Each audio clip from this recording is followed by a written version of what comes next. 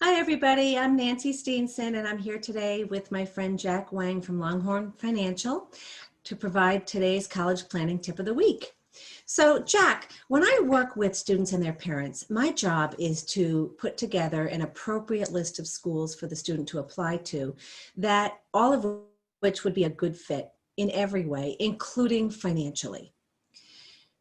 But my question for you is, regardless of whether the parents can afford and the student can afford these schools, which of course would make it a financial fit, what about on the other end?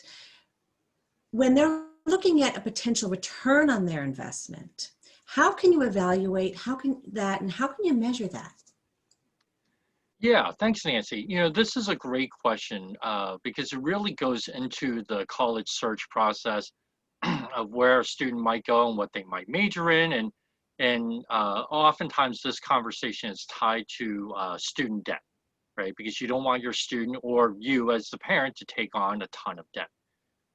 So the typical argument goes that um, you should only take on debt up to an amount that is equal to what your student is expected to earn coming out of college. So if your student is expected to earn $50,000 a year, then you really shouldn't take on any more debt than $50,000, right? It's a nice, easy measure, and it makes sense. And mathematically, if you look at the payments, it's pretty reasonable. However, I will tell you that in reality, while this argument makes a lot of intuitive a lot of logical sense, right? It's a very rational, logical argument. Reality, very few families think this way because they're drawn by the name of the college, right? Or this other college is all where all their friends are going, or whatever, and all these other factors that you, Nancy, would talk about. And ROI ties the student salary to debt, but does not account for parent finances. So parents, as part of the search process, still have to think about how much they can afford and how much they're willing to afford, right? Because those are different numbers that really don't factor into an ROI calculation. Because after all, parents could take on a lot of debt, or they may not take on any debt.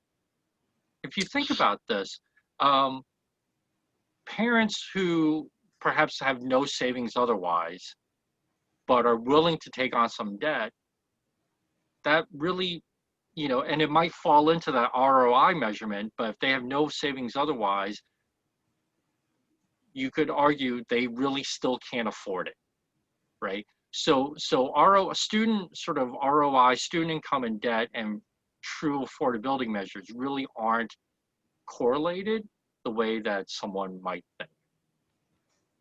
Interesting. So should a student think about the kind of major that he or she is thinking of pursuing and the job opportunities after college while they are also looking at the price of college? Yeah, absolutely. I mean, you want to have an idea of what the major is, so you have some expectations about earning potential after college. Um, One of the challenges is that it's not uncommon for kids to change majors, right? So certainly if you're in a particular specialized field, a STEM field or something, yes, STEM kids can change majors in or out of STEM, but just because you start college with one major doesn't mean that you're going to end up with that major.